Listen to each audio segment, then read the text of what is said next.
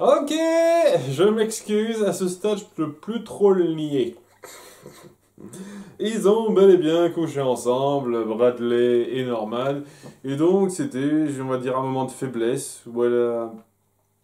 Franchement, la mise en scène, ça donne vraiment pas l'impression que c'était juste un coup d'un soir comme ça de sa part, mais bon, c'est un peu le truc qui m'embête un tout petit peu. Mais ok, donc il n'a pas imaginé quoi que ce soit, ça s'est vraiment passé, ça le confirme plutôt bien cet épisode. Bon, il se passe deux, trois petits trucs en parallèle. Le premier, bon, c'est Norman qui commence à apprendre la taxidermie avec son nouveau mentor, le père d'Emma. Et il le présente plutôt bien. J'apprécie le fait que, en tout cas pour l'instant, ça montre le truc comme une activité un petit peu excentrique, mais pas tarée. En tout cas, le père d'Emma, clairement pas, dans ce qu'il présente. À cet égard-là. Donc, ok, donc c'est un peu le début de Norman, futur taxidermiste. Il sait bien remettre ça en place, donc j'apprécie. Et ouais, ça va être un petit peu l'occasion d'appuyer sa relation avec Emma et le fait que elle est un petit peu à ennuyer de comment ça évolue, surtout lorsque dans les toilettes, elle entendra par pur hasard le fameux coup du je suis derrière une porte de toilette et il y a des filles qui approchent pour raconter leur vie. C'est dingue, ça arrive régulièrement dans les œuvres de fiction, ça. Est-ce que ça se passe comme ça en vrai? Parce que moi je ne suis pas dans les toilettes des filles, j'ai jamais été dans les toilettes des filles du lycée de mon école, hein, ouais, c'est pas logique. Et est-ce que ça se passe vraiment comme ça? Est-ce que ça vous est déjà arrivé régulièrement, les filles, d'être derrière une porte de toilette et d'entendre un groupe de filles qui arrivent pour se maquiller et raconter la vie en mode potin? Parce que ça arrive tout le temps, ça, c'est dingue! Enfin bref, ils disent que Norman c'est juste c'est une espèce de chien battu qui s'y croit trop, à fixer, à fixer Bradley comme ça, alors qu'en fait, il a aucune chance avec elle. Et donc, étant donné qu'elle l'a un petit peu mal et qu'il soit rabaissé comme ça, il décide de rabaisser Bradley en racontant ce qui s'est passé. C'est-à-dire, ils ont couché ensemble. Voilà, alors fermez vos gueules hein, si vous savez pas ce qui se passe. Et donc à cause de ça, l'école commence un petit peu à parler de la chose. Bradley est un petit peu énervé, elle vient s'en plaindre à Norman, qui lui est particulièrement énervé de savoir ça lorsqu'elle lui dit écoute, je veux pas que tu laisses passer ça. Ouais, il est tellement un petit peu vénère qu'il se dit je veux pas aller en cours comme ça. Et il y a sa prof qui le voit partir, qui essaye de l'arrêter, mais il est un peu agressif.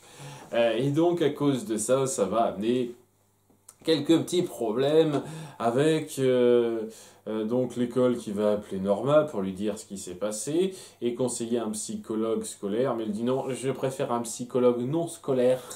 Hein, donc elle le vit un petit peu mal, hein, elle dit à Norman, écoute, il faut que tu te contiennes parce que ce genre de truc, ça va laisser une trace. Ok, je vais pas trop en parler de ça parce que ça touche un tout petit peu la sphère personnelle, mais ok, c'est le genre de choses qui se dit pas vraiment à quelqu'un quoi qui a un petit problème de gestion des émotions quoi. Des fois, il faut savoir être suivi correctement. Et c'est malheureusement pas forcément simple. On tombe pas forcément sur les meilleurs psychologues. Et dans le cas de Norman, bah, elle est pas beaucoup arrangée par le fait que c'est, elle tient vraiment à tout maîtriser. Donc lorsqu'ils vont voir le psychologue, eh ben, elle reste là et elle répond tout le temps à sa place. Donc le mec qui dit ok madame, est-ce que je peux vous parler en privé rapidement? Ce serait bien que je fasse un truc ce soir entre lui et moi, vous voyez? J'ai le sentiment que vous voulez tout maîtriser, que c'est pas forcément bien et tout. Peut-être qu'on pourrait faire un truc entre nous deux aussi, hein, histoire de faire quelque chose de groupé mais à part. Et elle le prend assez mal et donc je pense que ce mec va plus trop être consulté par la suite. Hein. Et ça va être un petit peu problématique parce que si vous n'avez pas de nom à donner à l'école comme quoi Norman suit un psychologue, et ben ça risque de mal se passer pour la suite de sa scolarité. En tous les cas, c'est pas trop super mentalement tout de suite pour Norman, mais il y a d'autres trucs qui vont un peu l'aider à le calmer. Déjà, le père d'Emma qui, en lui apprenant la taxidermie, lui apprend un truc qui le calme. À nouveau, hein, chacun a ses petits hobbies. Et surtout, Emma qui finit par lui avouer que si elle a fait ça, c'est parce que elle acceptait pas qu'on dise du mal de lui parce qu'il est très important pour elle. À un stade où c'était un peu bizarre pour moi, mais on va dire qu'ils ont vécu un truc un peu particulier en, en retraçant ces pauvres femmes disparues qui, au bout du compte, ne seront pas sauvées du tout. Ce qui, au passage, devrait vraiment être un point important à noter pour elle, mais non, elle le fait pas.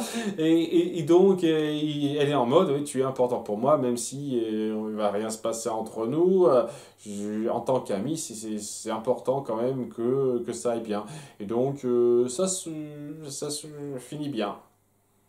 La réconciliation, ils sont contents, ils sont un petit câlin rapide d'amis, et même le père qui entre et en mode «Ah, c'est gentil, c'est sympa, c'est très calme, très très calme. Cool!»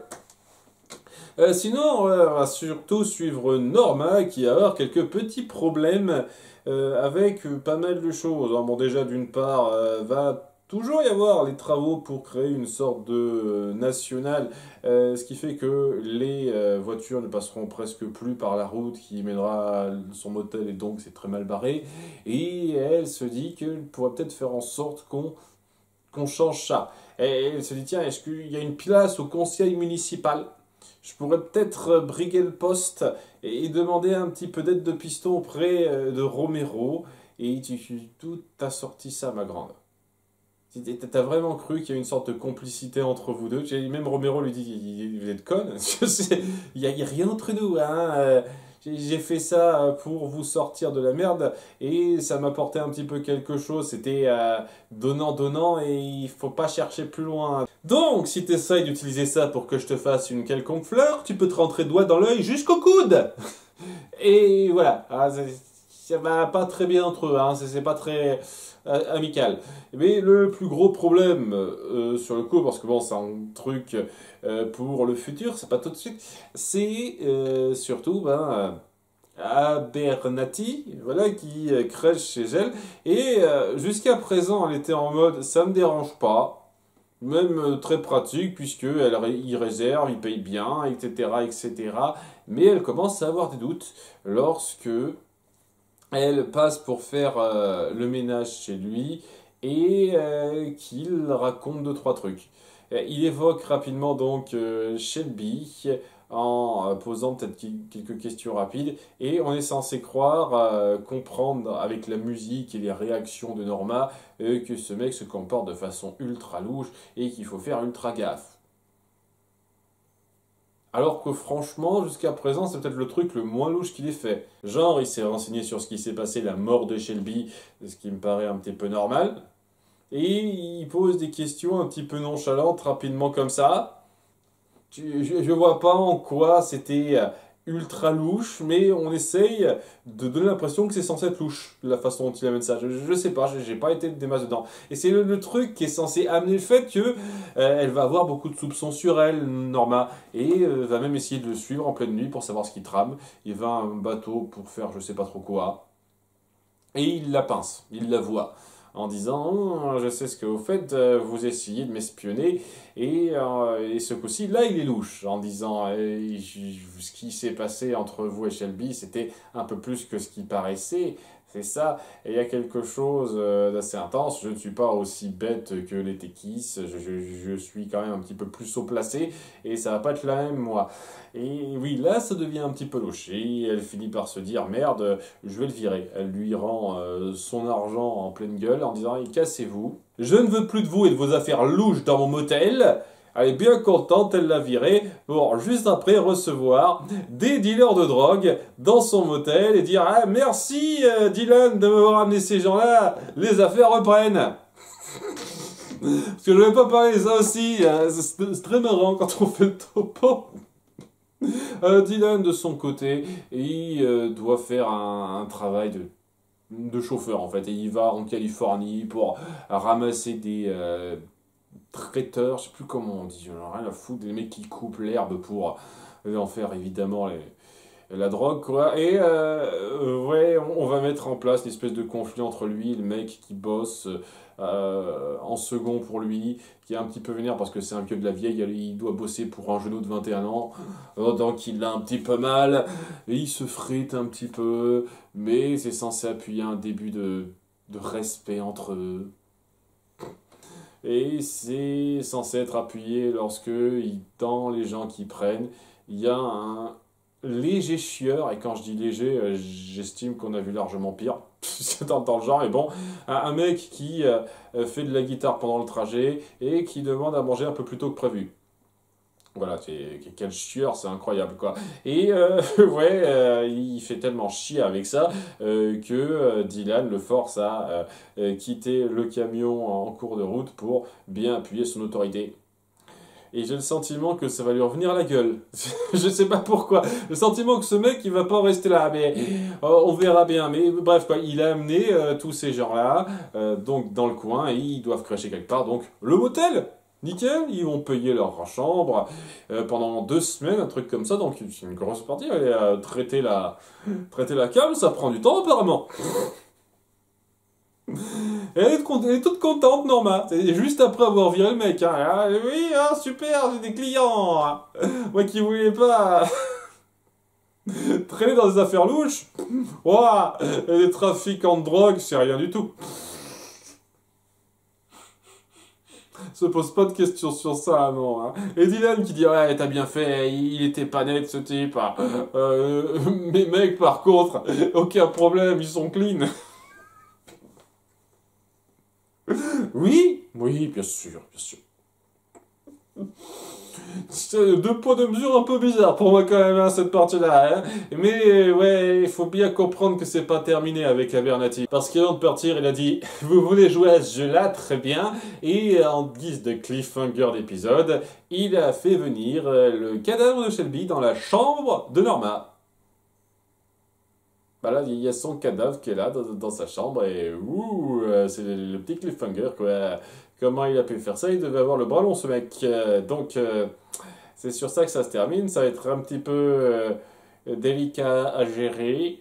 Je sais pas trop, est-ce que ça va vraiment se faire dans 4 épisodes seulement, ou est-ce qu'on va essayer de filer ça sur plus longtemps? J'en sais trop rien. Parce que là, il reste que 2 épisodes avant la fin de la saison 1. Je sais pas, on verra. Ça allait. Il y a des trucs qui sont un petit peu gros, je dois avouer. Et j'en sais rien. Autant Bradley, je l'appréciais bien pour commencer, mais j'ai l'impression qu'ils savent plus trop quoi en faire, en fait. Je- Le triangle amoureux que vous avez mis en place, au bout du compte, n'a pas plus d'intensité que ça, à part pour faire retarder la possible romance entre Norman et Emma. Et au bout du compte, je me doute bien que ça va mal se terminer si on doit être un peu raccord avec ce qu'est Norman Bates après coup. Donc, je sais pas. J'ai un peu de mal avec ça. Et voilà, le 2 poids 2 mesures, je trouve que c'est un peu... Je suis vachement hypocrite de la part de Dylan, surtout. Hein, c'est cette partie-là, mais bon... on verra bien un peu si elle le prendra bien lorsqu'elle saura exactement pourquoi ils sont là, ces mecs, parce qu'elle ne le sait pas exactement pour l'instant. En attendant, à bientôt pour l'épisode 9. Bye!